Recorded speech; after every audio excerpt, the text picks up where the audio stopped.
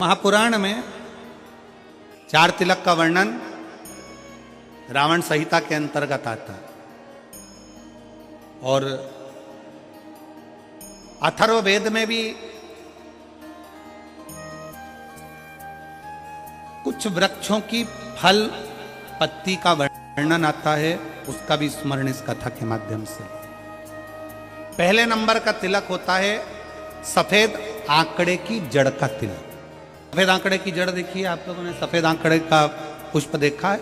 हम आस्था चैनल वालों से भी निवेदन करेंगे कि कथा में जिस जिस तिलक का वर्णन किया जाए उसके पौधे का दर्शन भी कराएं, जिससे लोगों को मार्गदर्शन मिले कि कौन सा पौधा बोला जाए।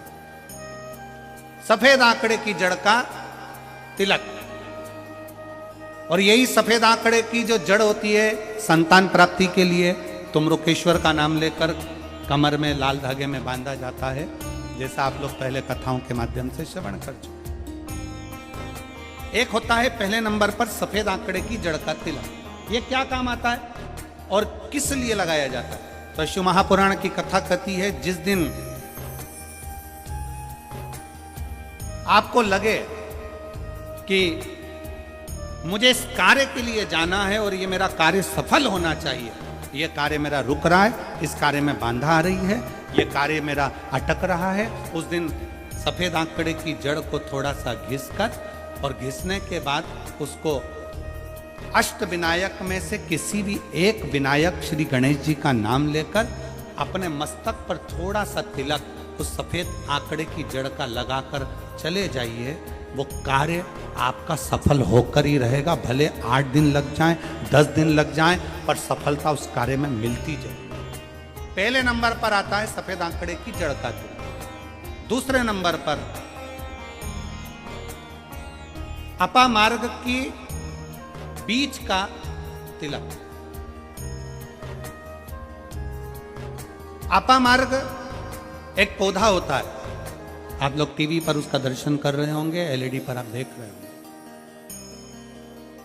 अपामार्ग की जड़ का अर्थात अपामार्ग का जो पौधा होता है उसका जो बीज होता है, जैसे आप ऊपर लगा हुआ देख रहे हैं, इसमें बीज लग रहा है, पौधे को आप लोग देख रहे होंगे टीवी पर, एलईडीओ पर, एलईडी भी चल रही है, एलईडीओ पर भी देख रहे होंगे कि ये अपामार्ग का जो पौधा होता है ये आपको आपके घर के आसपास में कहीं पर भी मिल जाएगा, जंगल में मिल जाएगा, आपके घर के पास लगा हुआ मिल जाएगा, ये हर कहीं लग जाता है। अपामार्ग का जो पौधा होता है, इसका जो बीज होता है, इसका जो फल होता है, फल में जो बीज होता है, इस बीज को सुखा लिया जाता है, सुखाकर इसको पीस लिया जाता है और पीसकर इसको जहां पर भगवान शंकर का शिवलिंग है, शिवलिंग का जल बहकर जहां से नीचे गिरता है, उसको समझ ले थोड़ा सा आप लोग, ये शिवलिंग, और शिवलिंग के सामने से जो जल बहकर जो जल नीचे की ओर आ रहा है, शिवलिंग के सामने से जल बहकर जो नीचे की ओर आ रहा है, ये जो भाग होता है, इस भाग पर अपामार्ग का जो बीज होता है सूखा हुआ, जिसको आपने पीसा है, उसको यहाँ लगा दिया जाता है, उसी को वापिस लेकर आया जाता है और उस बीज का जो चंदन होता है, जिसको अपन पानी में मिलाकर सिर पर लगाते हैं, कोई व्यक्ति आपका अगर धन लेकर चले गया, कोई व्यक्ति आपकी संपदा लेकर चले गया, कोई कार्य आपका बहुत दिन से कोर्ट में अदालत में चल रहा है, लगभग 1 महीना इसका तिलक लगाना चालू कर दीजिए, दूसरे महीने में आपका धन आपके घर पर जरूर आएगा और आपका कार्य पूर्ण जरूर। अपामार्ग का बीज का चंदन, अपामार्ग का तिलक हमें सुख प्रदान करता है। तीसरे नंबर पर होता है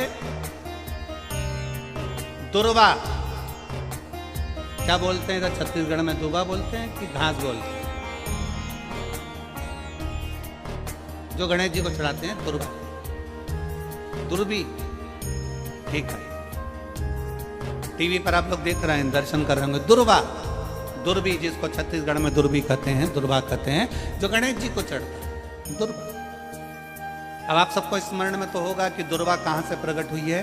तो शिव महापुराण की कथा में विष्णु पुराण को अगर हम अध्ययन करें तो विष्णु पुराण का स्मरण करेंगे या कूर्म पुराण को पढ़ेंगे तो उसमें मिलेगा कि भगवान जब सुमेरु पर्वत को मंथन के लिए रखा गया था, तब वो पर्वत नीचे दबता जा रहा था, तब कच्छप भगवान अपनी पीठ पर उस पर्वत को धारण करे थे। कच्छप भगवान जब पीठ पर धारण करे तो समझ लो भगवान नारायण की जंघा पर ही वो पर्वत रखा हुआ था जिसको घर्षण किया, दर्शन किया।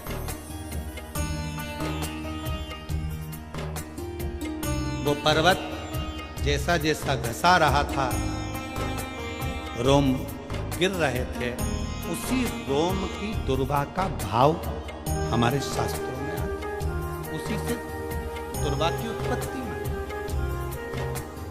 दुर्वा गणेश जी को प्रिय है। और दुर्वा का फल कितना है? दुर्वा का फल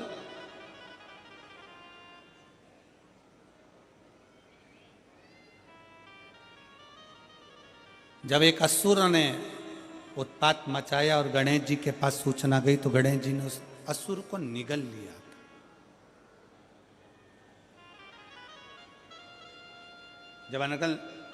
जब देखा अनायास उस असुर की ओर देखा तो भगवान गणेश जी ने उसको निगल कर अपने गर्भ में, अपने पेट में उसको धारण कर लिया। अंदर ज्वाला उत्पन्न हुई। भगवान शंकर ने एक दुर्वा गणेश जी को दी, उन्होंने पाई, अंदर बैठा हुआ असुर समाप्त हो गया। पाप कर्म हो, बेकार कर्म हो, गलत कर्म हो, असत्यता हो, या कई हमारे हाथों से हमारे द्वारा कोई पाप कर्म यदि हो जाता है, वैसे तो संपूर्ण विश्व में शिव महापुराण की कथा कहती है 4 स्थान पर प्रत्येक व्यक्ति से पाप होता है। पहला, झाड़ू लगाते समय छोटे छोटे जीव मर जाते हैं जिसका पाप माथे चढ़ जाता है।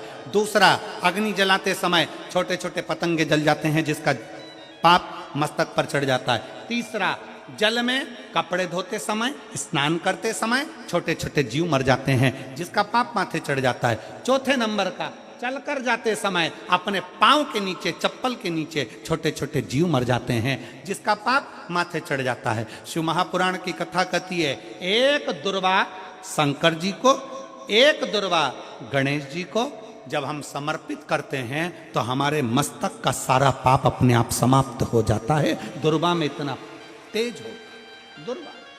और शिव पुराण कह रही है तीसरे नंबर का तिलक है दुर्वा का। दुर्वा का तिलक, दुर्वा को चढ़ी हुई जब छोटी सी दुर्वा लेकर उसको सूखने के बाद भस्म बनाकर शंकर को चढ़ाकर उस भस्म को लाकर मस्तक पर यदि तिलक लगाया जाए, उस दुर्वा का तिलक यदि मस्तक पर लगाया जाए,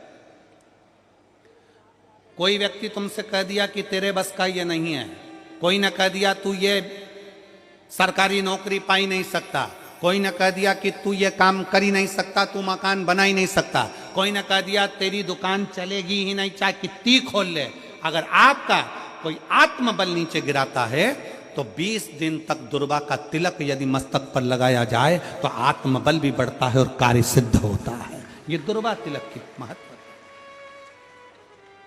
चौथे नंबर पर आता है बेलपत्र की जड़ का तिलक, जिसको हम पहले भी कथाओं में बोल चुके हैं कि बेलपत्र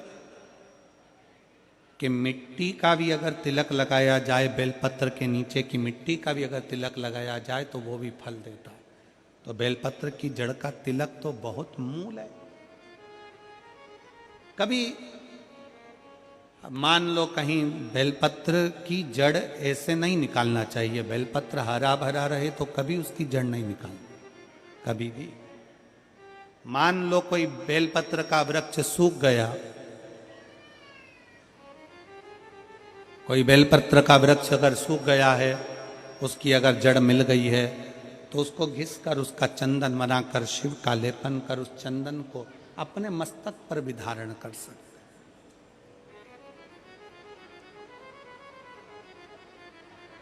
क्या होगा उससे? तो कहा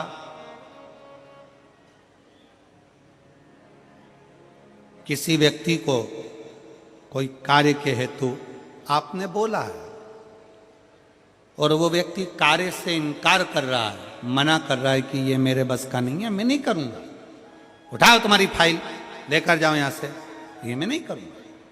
तुम्हें लग रहा है कि ये केस मुझे जीतना है और मैं सत्य हूं और मेरा केस मुझे जीतना है, और असत्यता भारी पड़ रही है, झूठ भारी पड़ रहा है, उस समय पर बेलपत्री का चंदन का तिलक या बेलपत्री के वृक्ष की मिट्टी का तिलक व्यक्ति को सफलता जरूर देता है। उस तिलक को धारण जरूर करना चाहिए, उस तिलक को जरूर धारण। बेलपत्र का तिलक, बेलपत्र की मिट्टी का तिलक, बेलपत्र के वृक्ष के नीचे बैठकर करा गया भजन, बेलपत्र के वृक्ष के नीचे बैठकर करी गई साधना, बेलपत्र के वृक्ष के नीचे बैठकर करी गई आराधना हमें फल प्रदान करती है।